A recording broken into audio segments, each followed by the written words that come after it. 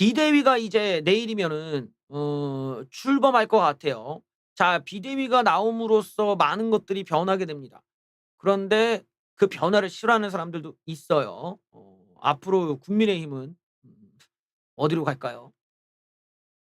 비대위 출범 하루 전입니다. 이준석이 반발하고 임기무죄 남고 과연 이 당이 어떤 색깔로 바뀔지 또 지켜봐야 될 것 같은데, 비상대책위원회 출범이 하루 앞입니다. 이준석은 법적 대응 방침을 밝혔고 비대위 임기 등의 문제도 남아 있어 국민의힘 혼란 상황이 정리되기까지는 여전히 갈 길이 멀다는 관측이 나온다.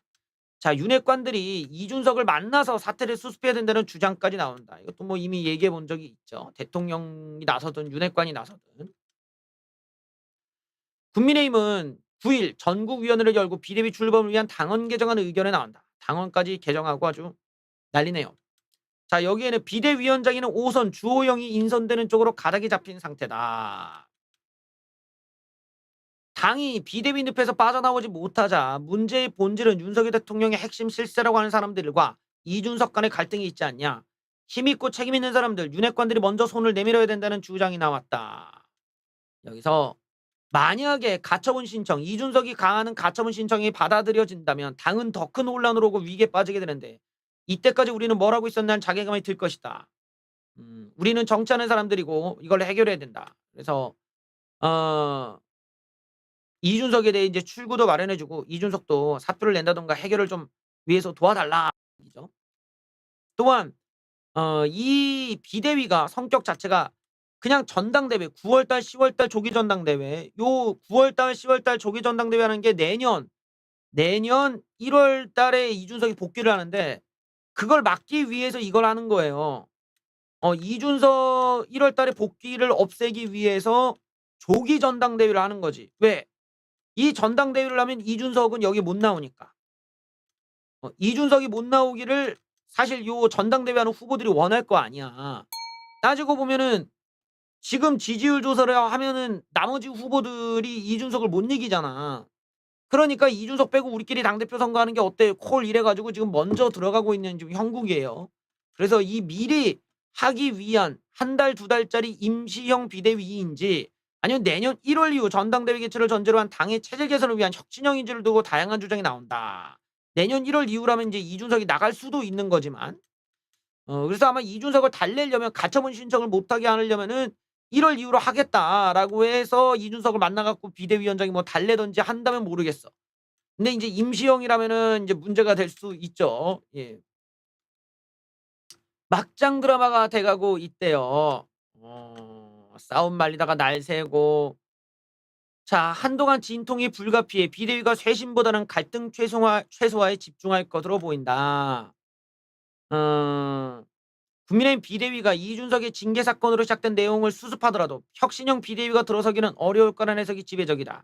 이준석의 수사 결과가 나오지 않은 상황에서 수사 결과가 혐의 없는 것으로 나타날 경우 당이 새로운 경랑 속으로 빠져들 가능성도 배제할 수 없기 때문에, 이게 만약 이렇게 되면 뭐 얘 또 가처분을 또 윤리위에 시켜버릴 거나 뭐 이럴 수가 있죠, 추가적으로.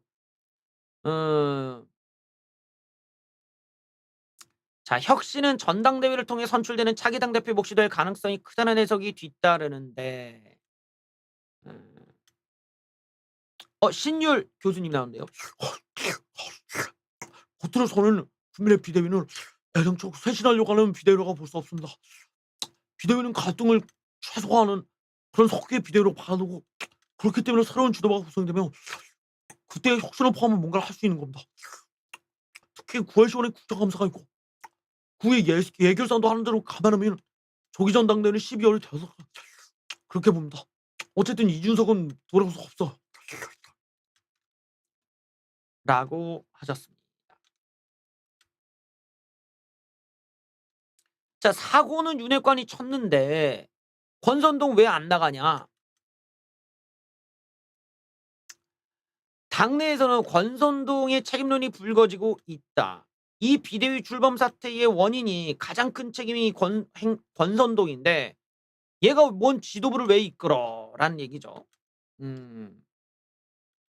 그래서 권선동이 원내대표직을 사퇴해야 된다는 주장도 나오고 있다. 비상 상황을 만든 전적인 책임은 윤핵관들에게 있는데 권선동은 당에게 부담을 안기는 여러 행동을 했고 장제원 역시 뒤에서 당의 갈등을 조장하는 행위를 했지 않냐. 권선동은 당직 사퇴하고 당직이 없는 장제원도 그런 행동을 안 하겠다는 걸 확실히 증명해 보여라. 지금 이 비상사태의 직접적 계기는 권선동이 만든 거 아니냐. 왜 권선동은 사퇴하지 않느냐. 지도력도 상실된 거 아니냐. 명분상 나도 물러날 테니 이준석도 물러나자. 이렇게 해야 당이 해결될 거 아니냐. 내부 총질 문자 파동으로 비대위로 전환되는 것 자체가 난센스다. 사고는 윤핵관이 친 건데 왜 최종적인 피해는 이준석이 맞는 것이냐. 자, 결국에는 이 권선동을 비롯한 윤핵관 책임론이 다시 불거질 수 있는 상황이다. 많은 의원들이 대통령을 좀 밀어주자는 것이지 권선동이 옳아서 밀어주고 이런 차원이 아니다. 그래도 비대위 이후에 비대위 출범 이후에 지지율이 반등이 이루어지지 않으면 그때는 권선동, 뭐 윤핵관 얘네들이 사퇴하는 쪽으로 가야 된다. 이준석께도 마찬가지다. 비대위가 당의 주도권을 잡지 못하고 윤핵관이 돼서 조정하는 식으로 운영된다면 윤핵관 후퇴론이 더 크게 불거질 것이다. 네.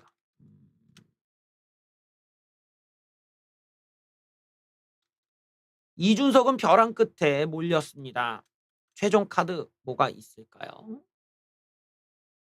자, 이준석이 어떤 대응 방향을 정하냐에 따라 여당은 물론 정치권 전체가 술렁일 수 있는 상태로 가고 있습니다. 자, 이러다 보니까 중요한 게 이준석의 명예로운 퇴진이에요. 역시 출구를 마련해 줘야 돼. 이게 정치라는 게 그렇거든. 항상 출구를 마련해 줘야 되는데 지금 그게 없어. 자, 이준석은 가처분 신청을 낼 것 같고 저는 아직 결정 못했다며 어떤 게 당의 혼란을 수습하는 데 좋을지에 대해 고민하고 있다. 당내에서는 새 정부의 성공을 위해서는 이준석의 선당 후사의 결단이 필요하다고 있지만 아 이준석이 명예롭게 물러날 수 있는 계기를 마련해야만 이 문제가 해결될 수 있다 보는 전망이 있다. 자, 윤핵관 측에서 이준석 측근들과 지지자들이 수긍할 수 있는 모양새로 퇴로를 열어주는 방식이 지금 필요하다. 만약에 여기서 또 법정 싸움으로 연장전을 시도할 경우 가뜩이나 지지율 부진을 허덕이고 있는 새 정부가 집권 초반 국정 운영 동력을 완전히 상실하게 되고 이준석의 미래도 기약하기 힘들어질 것이다. 여권이 공멸할 수 있다는 우려까지 나온다. 그래요. 이준석은 앞으로 꼰대 정치의 대척점에서 몸집을 키워야 할 공산이 크다. 이준석이 독자적으로 당을 꾸리기에는 지층이 얇다. 재정적도 어렵다. 이준석은 8월 13일에 기자회견 한다고 합니다. 국민의힘은 점점 최악의 상황으로 가고 있네요. 자동해임 위기에 몰린 이준석이 8월 13일 기자회견을 열겠다고 밝혔습니다. 자, 비대위 전환에 대해서 법적 대응에 나서겠다는 뜻을 밝힌 만큼 이날 기자회견은 그가 향후 계획을 어떻게 할지를 밝히는 자리가 될 것으로 전망이 됩니다. 예, 이게 간단하게 이렇게 썼다고 합니다. 또 이준석 대표 지지자들도 비대위 출범을 저지하기 위한 집단 소송, 단체 행동도 불사하겠다는 입장으로 예, 비- 국바세라는 모임을 만들어서 집단 소송과 탄원서 제출 등을 하고 있다. 그래서 당원 1000명을 넘으면 이걸 제기하는데 1000명 넘은 것 같던데. 예. 이준석의 거취와 이 지도체제 개편을 둘러싸고 온갖 얘기들이 나오면서 우려의 목소리도 커지고 있다. 뭐 서로 인제 끝까지 가는 거지 뭐. 음.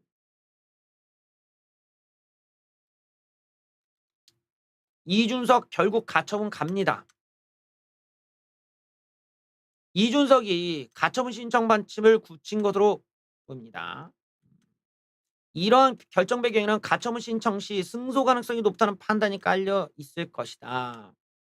민주적 정당성이 부여된 기관 전당대회에서 부여한 권한을 전국이나 의총에서 박탈할 수가 없다. 절차적인 면에서도 비상 상황을 만들기 위해 사퇴하고 의결할 때는 사퇴한 최고인들이 참여하는 모순이 발생했다. 하지만 그렇다고 승소를 장담할 수 없다. 법원이 정당 내부의 문제에 개입을 꺼리는 경향도 있고, 예. 국민의힘도 이준석의 가처분 신청에 대응해 의사결정 절차를 차근차근 밟고 있기 때문이다. 그래요. 기각되면 이준석은 정책 타격을 입을 것이다. 하지만 이준석이 이렇게 나가는 거는 마땅한 대응 수단이 없기 때문이다. 가만히 있자니 이준석에 대한 관심이 줄어들 수밖에 없고 이렇게 말라 죽을 수밖에 없는 거죠. 또한 이 사법 투쟁을 계기로 자기 세력을 구축할 수도 있다. 음. 주호영 아까 봤듯이 인제 좀 이렇게 추인된 비대위원장으로 지금 보이고 있는데 나는 비대위는 첫 발도 떼자마자 지금 떼기도 전에 삐그덕대고 있다는 게 뭔 말이냐. 지금 이 비대위의 성격을 하나는 바지 사장이고 하나는 혁신까지 가자 이거거든. 그러니까 내년 1월 달까지 끌고 가겠다와 아니야 9월 10 월에 끝내 이거야. 근데 자 비상대책위원회가 첫 단추를 꿰기도 전에 파열음을 내며 카오스에 빠졌다. 중진 주호영은 사령탑으로 하는 비대위를 가닥을 잡았는데 같이 하마평에 올랐던 조경태 의원이 바지 사장을 앉히면 안 된다고 제동을 걸어 파장이 거세지고 있다. 설상가상으로 비대위 체제 전환이 완료된다 하더라도 비대위 성격이나 임기, 비대위원 구성 등을 문제로 또다시 혼란을 일으킬 수도 있을 것이다. 조경태 의원은 지금 많은 국민들께서 그 나물의 금밥이 돼서는 안 된다. 바지 사장을 앉혀서는 안 된다는 얘기를 많이 하십니다. 이럴 때일수록 국민 눈높이에 맞는 쇄신을 해야 되는 거 아니겠습니까? 음. 출범을 앞두고 비대위가 삐걱거리는데 비대위 임기, 성격 등에 대해서 해결하지 못한 숙제가 또 다른 파열음으로 뇌관으로 작용할 수 있다는 우려가 나온다. 조기 전당대회를 위한 관리형이냐 아니면 당의 체질을 바꾼 혁신형이냐를 두고 첨예한 이견을 보이고 있다. 음. 뭐 지금 이 국민의힘이 비대위 안에서도 또 권력 투쟁이 또 존재할 수밖에 없다라는 거를 알려주는 거죠. 이준석 입장에서는 선택권이 없어요. 네. 이제 이준석은 가만히 있으면은 이런 구태에 동감하고 구태에 굴복하고 구태를 그냥 방관하는 사람이 돼 버려. 그러니까 그냥 가만히 있으면은 이준석 입장에서는 너무 큰 손실, 이미지의 손실을 입게 되고 그나마 자기를 지금 지지해 주는 지지층을 다 잃어버릴 수가 있어요. 왜 그러냐면 이준석을 지지하는 사람들 그러니까 우파 중에서 이준석을 지지하는 사람들은 뭐 이준석이란 개인을 좋아할 수도 있지만 동시에 지금 이 윤핵관들을 싫어하는 사람들이 이준석한테 붙을 수밖에 없어. 왜냐면 그걸 대신할 사람이 지금 없거든. 당내에서 이런 윤핵관들 같은 이런 구태 정치를 지적하고 그걸 문제 제기하고 이걸 바꾸겠답시고 지가 가서 뭐 맨땅에 헤딩하는 애는 이준석밖에 없잖아. 그러니까 이준석이라는 사람을 지지하는 게 아니라 윤핵관들이 싫어서 이준석한테 붙는 거야. 윤핵관들이 싫어서. 윤핵관들이 싫은 사람은 갈 데가 없거든.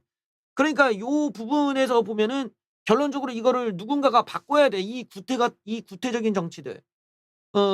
구태적인 정치. 그러니까 이 말로는 선당후사를 외치 지들이 지들이 뭐라고 해. 어 유리할 때 선당후사를 외쳐 놓고 자기네들이 실천해야 될 때는 그때 자기 이익만 생각해 버리잖아.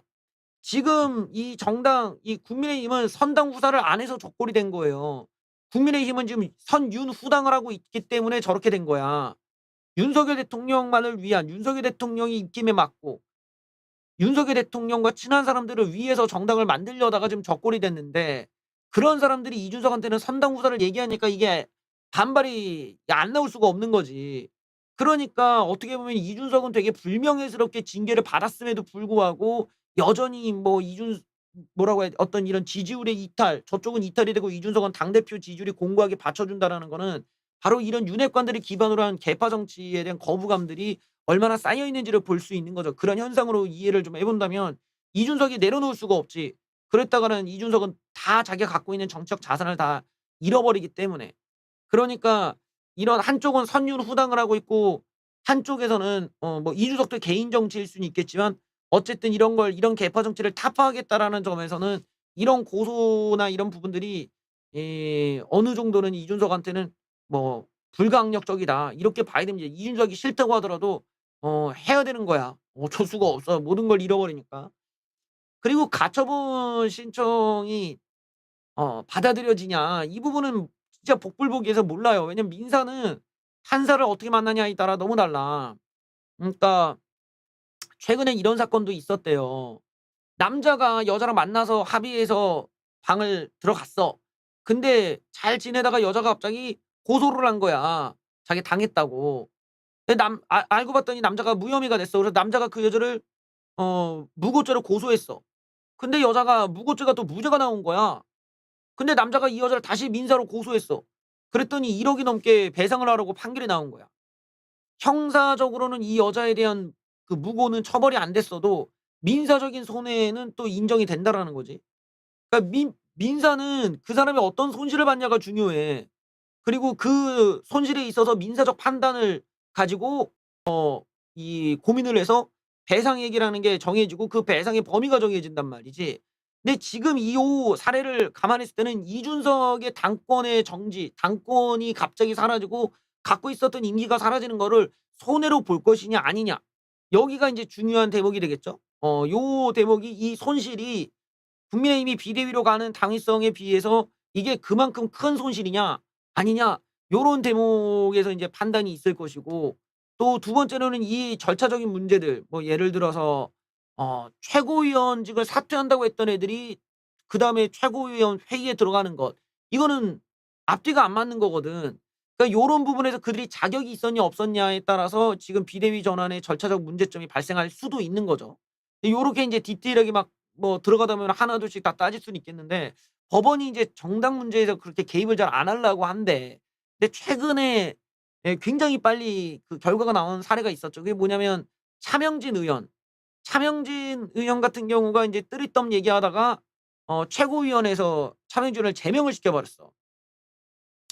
근데 차명진 의원이 그 민사를 걸었어요. 가처분 신청을 걸어 가지고 그게 인용이 됐어. 왜냐면 "최고위원은 제명 권한이 없다." 이거야.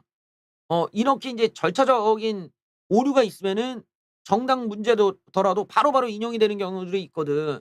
지금 경우 같은 경우는 애매해.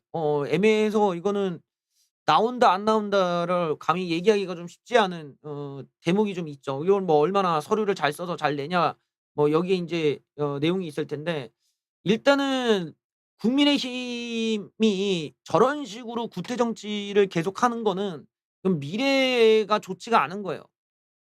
이거는 국민의힘 자체를 더 좋은 정당으로 만들기 위해선 난 개인적으로 인용돼야 된다고 좀 보거든. 이거는 국민의힘이 이런 식의 구태 정치를 자기네들끼리 모여 가지고 계속 지들끼리 막 당원 당규 그때그때마다 바뀌고, 누구 뭐 대통령 눈치 보고 누구 한 명의 눈치를 보기 위해서 이렇게 집단적으로 뭐 규정도 바꿔가면서 막 한다면은 이런 정당은 우파 정당이 아니야. 이 원리 자체가 이거는 완전히 운동권 좌파 공산주의 정당처럼 가 버리잖아. 이런 구태적으로는 안 돼. 그래서 이런 정당은 다시 이런 식의 잘못된 방법으로는 해서는 안 된다라고 하는 우리 정치사에서도 좀 좋은 그 선례를 좀 남길 필요가 있다. 그게 법원에서 좀 고의 인증해 준다면 더 이상의 이런 잘못된 정치는 좀 지양될 수 있겠죠. 특히 우파 정당은 좌파보다는 훨씬 더 우월해야 되기 때문에 이런 수준의 어떤 허접한 삼류 정치는 더 이상 나오면 안 되죠. 그런 점에서 좀 지양했으면 좋겠고, 이런 것들은 동의하기가 어려워. 이런 방법으로 가는 거는요. 이준석을 달래서 애를 사퇴를 시키든지 하지, 왜 굳이 이렇게 어려운 길로 돌아서 규정까지 바꿔가며 하면은, 규정을 바꿀 거면 공정함이 없는 거잖아요. 규정을 지 입맛대로 바꿔 가지고 뭐 얼마든지 그렇게 바꿀 수 있으면, 아니 그게 뭐 독재지 뭐야 그러면. 지금 이 국민의힘은 이 구조가 좀 잘못돼 있어. 이런 면에서는 법원의 판단을 받아보겠다, 이런 거는 상당히 시대적으로 필요해 보입니다. 그리고 과연 법원이 이런 그 구태성에 대해서 그래도 절차적 하자가 없으면 인정하자 이렇게 볼지, 아니면 이런 부분에 있어서 과연 좀 제동을 걸지, 이걸 좀 봐야죠. 그리고 사실 이준석이 굳이 손해 볼 게 있냐, 나는 개인적으로 그렇게 보이지가 않는 게, 어차피 이준석은 징계 그 이 기간까지는 할 게 없어요. 어차피 그러나 저러나 이준석 뭐 전국의 당원들이나 만나고 뭐 거기서 뭐 소주나 마시고, 뭐 그나마 쪼끔 구색이 맞춰지면 어디 뭐 대학에서 강연하고, 여기서 자기가 좀 맘만 먹으면 뭐 '돈 좀 벌겠다.' 이러면 종편 나가고 뭐 이거야. 그거 말고는 별게 없잖아. 뭐 이준석이 뭐 지가 뭐 탄광 가서 얼굴에다가 탄광 묻힐 거야. 얘가 무슨 뭐 이제 와서 퇴전할 거야. 결국에는 그게 전부야. 어차피 이러나 저러나 결과는 그렇게 6 개월 동안 계속 그냥 싸돌아다니는 거 말고는 없어. 그게 이준석으로서는 어차피 그렇게 해서 똑같은 마당에 얘가 이런 걸 안 할 이유가 없겠지. 그러니까 뭐 이런 상황을 우리가 인제 우리의 정치 미래를 봤을 때 '이런 후진적인 계파 정치를 우리 후대들한테 보여주고 물려줘야 되는가?' 아니면 이제는 우리가 깔끔하게 '이런 건 더 이상 하지 말자.'라는 선택을 한번 받아 봐서 더 이상 이런 걸 지향하고 좀 진짜 새롭게 시작할 수 있는 그런 계기로 삼는 거냐 삼을지 이런 건 좀 한 번쯤은 생각해 볼 필요가 있겠죠. 이게 만약에 가처분이 받아들여지면 보니까 뭐 법원에서 지명하는 비대위원장이 당을 맡게 된다는 얘기도 있고 법원에서 지명하는 변호사가 비대위원장이 된다는 썰도 있고 막 이래. 그러니까 정말로 당이 웃기게 되는 거죠. 거기서 뭐 예 뭐 비대위로 과연 뭐 어떻게 끌고 갈지는 모르지만 이러나 저러나 지금 이 과정 자체가 우파의 혼란기를 좀 보여주고 있다. 그리고 부디 제발 이런 후진 정치는 애들한테 물려주지 좀 말자. 이런 말씀을 드리고 싶습니다. 뉴스 마치겠습니다. 봐 줘서 감사합니다.